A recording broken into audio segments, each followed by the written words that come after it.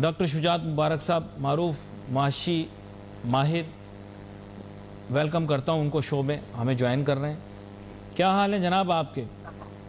علی بھائی بہت شکریہ، آج مجھے آپ نے 2 منٹ دینے ہیں، مجھے ایک ذرا دل کی بات کرنی ہے، اور یہ پاکستان کی آپ کریں، دل کی بات کریں۔ آپ معاملات ہیں، یہ کیوں صحیح نہیں ہو رہے ہیں؟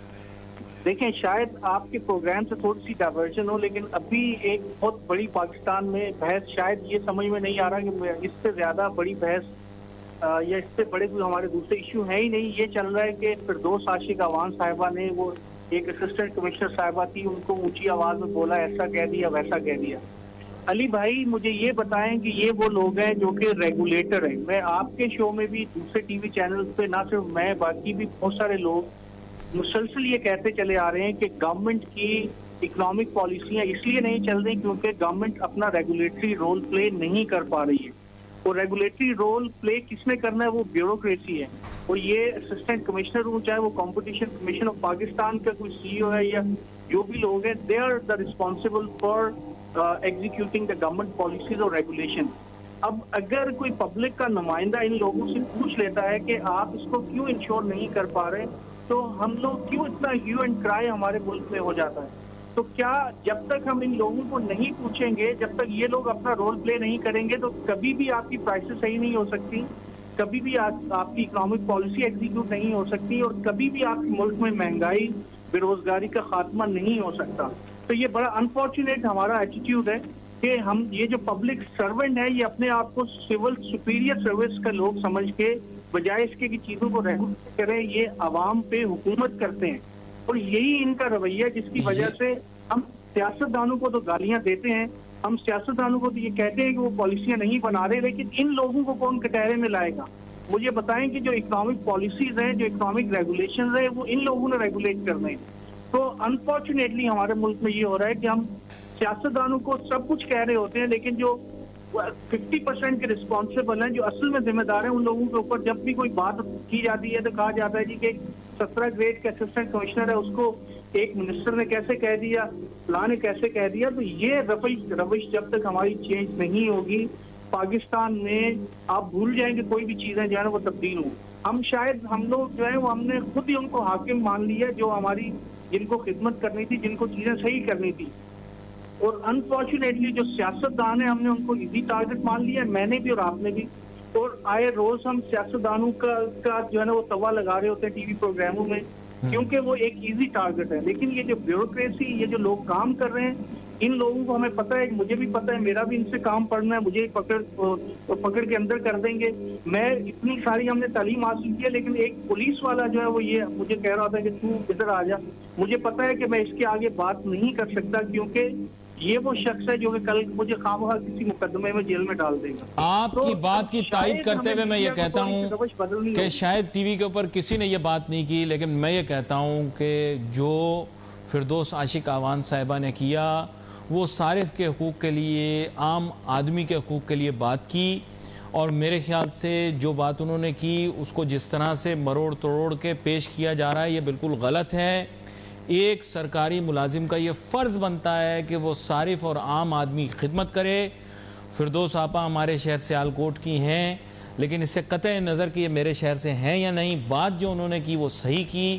کلپ کو آدھا کر کے لوگوں کو دکھایا گیا ہے، پورا کلپ اگر آپ غور سے دیکھیں تو اس میں صارفین پریشان اور صارفین کی پریشانیوں کی جو ہے شناسائی کر کے وہ صرف یہ جاننا چاہ رہی ہیں کہ ایک گلا سڑا پھل یہاں کیوں پڑا ہوا ہے ایسے بازار میں، جس بازار کی دیکھ ریکھ سرکار کے پاس ہے۔ سرکاری نرخوں کے اوپر معیار کو دیکھنا یہ لازمی اے سی کی ذمہ داری۔ اتنی انہوں نے بات کی، لیکن ان کے اوپر تنقید کی گئی۔ میں ڈاکٹر شجاعت مبارک صاحب آپ سے ایک سوال کرتا ہوں، جب جناب شہباز شریف صاحب پروگرام دیکھ رہے ہیں، سر السلام علیکم، جب شہباز شریف صاحب بھرے بازار میں بڑے بڑے سرکاری افسروں کو معطل کر دیا کرتے تھے تو تالیاں بجاتے تھے ہمارے تجزیہ کار اور ہمارے بہت سارے میڈیا پرسنز، آج انہیں فردوس آپا کی اس چیز پہ کیوں برا لگ رہا ہے؟ یہ میں آپ سے جاننا چاہتا ہوں۔ شہباز شریف کرے تو ٹھیک، فردوس عاشق اعوان کرے تو برا کیوں؟ علی بھائی مسئلہ یہ ہے کہ یہ ساری پولیٹیکل پوائنٹ سکورنگ ہے۔ آپ کو کسی بھی چیز کو انڈیپینڈنٹلی دیکھنے کی تو شاید ہمارے ملک میں عادت ہی نہیں ہے، کیونکہ بچپن سے ہی ہمیں ایک بائس تعلیم دی جاتی ہے۔ اگر آپ یہ دیکھیں کہ مجھے یہ بتائیں کہ ریگولیٹری رول پرائسز کو انشور کرنا کس کی ذمہ داری ہے؟ کیا کوئی منسٹر سے پوچھ نہیں سکتا؟ کیا کوئی عوامی نمائندہ جا کے نہیں پوچھے گا کہ بھائی آپ کیوں ریگولیٹ نہیں کر رہے؟ مسئلہ یہ ہے کہ ہم اپنے ذاتی مفادات کے لیے، ویسٹڈ انٹرسٹ کے لیے غلط بات کو بھی صحیح کہتے ہیں. مجھے انفارچونیٹلی نون لیگ کے جو لوگ تھے ان کا بھی وہ بڑا اس اسسٹنٹ کمشنر کے حق میں بڑے نعرے مار رہے ہیں، اور کہہ رہے ہیں جی کہ وہ اس کے ساتھ زیادتی ہوئی. جو دوسری پارٹی والے ہیں، پاکستان پیپلز پارٹی والے بھی، وجہ کیا ہے؟ وجہ یہ ہے کہ ان کو اس اے سی سے کوئی ہمدردی نہیں ہے. وہ کوئی بھی ایسا موقع نہیں گنوانا چاہتے جہاں سے کوئی پولیٹیکل پوائنٹ سکورنگ وہ کر سکتے ہیں اور وہ نہ کریں. تو یہ وہ ویسٹڈ انٹرسٹ کا معاملہ ہے. معاملہ یہ ہے کہ ہم نے آج تک کبھی بھی اپنے جو مفادات ہیں ان کو قربان کر کے ملکی مفادات کی طرف کبھی بھی نہیں دیکھا. ہم ہمیشہ شاید جو نیشنل انٹرسٹ ہے ان کو سائڈ پہ کر کے دیکھ رہے ہوتے ہیں کہ ہمارے جو پولیٹیکل انٹرسٹ ہے وہ ہم اس کو کس طرح سے گین کر سکیں. تو یہ ایک انسیڈنٹ ایسا ہے، اس سے ہی ہمیں ہمارے عوام کو بھی اور ہمارے جو یہ خواہش ہیں، جو ہمارے پولیٹیکل ہائی اپس ہیں، ان کی بھی شاید آنکھیں کھلنی چاہیے کہ بھائی یہ ایک 17 گریڈ کا آفیسر اگر آپ کو آنکھیں دکھاتا ہے ایک منسٹر کو سرے عام، تو آپ بتائیں کہ چیف سیکرٹری صاحب کیا کرتے ہوں گے. اور پھر آپ کو یہ پتا چلے کہ اور ہمارا تو اتنا معصوم سا وزیر اعلیٰ ہے پنجاب کا، ان کی کہاں کوئی بات سنتا ہوگا جہاں کوئی اتنی ڈاڈی، یہ پنجابی کے اندر ہمارا لفظ ہوتا ہے ڈاڈی خاتون ہے جناب فردوس عاشق اعوان صاحبہ، اور کس لہجے سے انہوں نے بات کی، اس کے باوجود جو ہے کون سنتا ہوگا ہے نا. مجھے تو لگتا ہے عثمان بزدار صاحب جیسا شریف آدمی کہاں بیچارہ کچھ کہہ پاتا ہوگا. اچھا، لیکن میں نے آپ سے ایک اور چیز معلوم کرنی ہے. جناب ڈاکٹر شجاعت مبارک صاحب شروع میں بڑا انہوں نے واویلا کیا تھا، آپ کے بڑے پیارے ڈاکٹر عشرت حسین صاحب ہیں، ان کو انہوں نے لگایا ہے جناب ریفارمز وغیرہ کرنے پہ. ذرا پولیس ریفارم کے بارے میں بتا دیں، کیا کوئی 2 ٹکے کا کوئی کام کیا گیا ہو؟ کوئی سرکاری ملازمین کا نظام انہوں نے کہا تھا ہم ٹھیک کر دیں گے. مشرف صاحب پروگرام دیکھ رہے ہیں، انہوں نے کچھ تبدیلیاں کی تھیں لیکن اس کے بعد کوئی تبدیلیاں نہیں ہوئیں، سپر اینویشن کے اوپر ہی یہ لوگ جاتے ہیں. تو سر انہوں نے تو بڑی بڑی باتیں کی تھی، یہ ریفارم کریں گے وہ ریفارم کریں گے، ریفارم تو کو کیا ہی نہیں. دیکھیں ڈاکٹر صاحب کی میں بہت عزت کرتا ہوں اور بہت منجے ہوئے بیوروکریٹ ہیں، لیکن پتہ نہیں یہ بات میں یہ مناسب ہے یا نہیں، لیکن ایک old wine and new bottle کا ایک فریز یوز ہوتا ہے. تو جب ڈاکٹر صاحب، یہ آپ کو بات ماننا پڑے گی کہ وہ خود سٹیٹس کو کے آدمی ہیں. ڈاکٹر صاحب کی تو خود جو سر انہوں نے کتاب لکھی ہے دی ایلیٹسٹ اسٹیٹ، سر جہاں انہوں نے کرٹیسائز کیا ہے اس پر. انہوں نے کس کے اوپر؟ ہمارے ملک کی ایلیٹ کے اوپر. تو مسئلہ یہ سٹیٹس کو کے خلاف کتاب لکھی ہے سر. میں جب چھوٹا سا بچہ تھا تو ان کی کتاب آئی تھی. سٹیٹس کو کے اگینسٹ وہ بک لکھ رہے ہیں، گورننس ان گورنڈ، اور اس کے اندر وہ تعریفیں کر رہے ہیں شہباز شریف صاحب کی. ٹھیک ہے، ہو سکتا ہے کہ مجھے وہ پسند ہو یا نہ پسند ہو، لیکن پوائنٹ یہاں پہ یہ ہے کہ ایک شخص جو کہ خود ہی کنونسڈ ہے کہ ایک جو سسٹم چل رہا ہے وہ کسی حد تک صحیح ہے، تو اس میں کیا ریفارمز کرے گا؟ نمبر 1. نمبر 2 یہ کہ چیزیں بہت بدل گئی ہیں.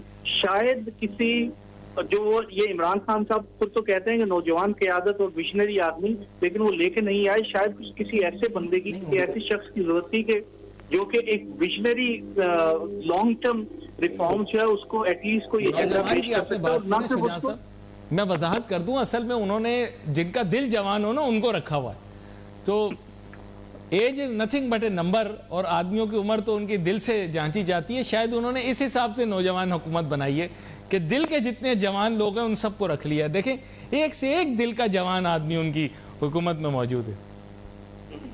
تو بہرحال میں جو کنکلوڈنگ پوائنٹ علی بھائی یہ ہے کہ یہ ریفارمز کا جو ایجنڈا پیش کیا گیا تھا، گورنمنٹ تو یہ کہہ رہی ہے کہ ہم نے ریفارم شروع بھی کر دیے، لیکن کوئی بھی نظر نہیں آ رہے، اور یہ ریفارمز بھی اسی طرح سے فیل ہو گئے جس طرح سے وہ بھی بہت ساری دوسری پالیسیز ناکام. آگے آنے والے دنوں کے اندر ڈاکٹر شجاعت مبارک صاحب آپ سے گزارش کروں گا، اور یہ پاکستان کا ریفارم پروگرام جو ہے یہ ہمیں ڈسکس کرنا چاہیے. میں کوشش کروں گا کہ ہمارے بھی آپ سے رابطہ کر کے آپ کو پروگرام میں شامل کریں، اور موضوع ہمارا یہی ہونا چاہیے ریفارم. یہاں پر ایک چھوٹی سی بریک لیتے ہیں، بریک کے بعد واپس آئیں گے، اپنی گفتگو کو سم اپ کریں گے.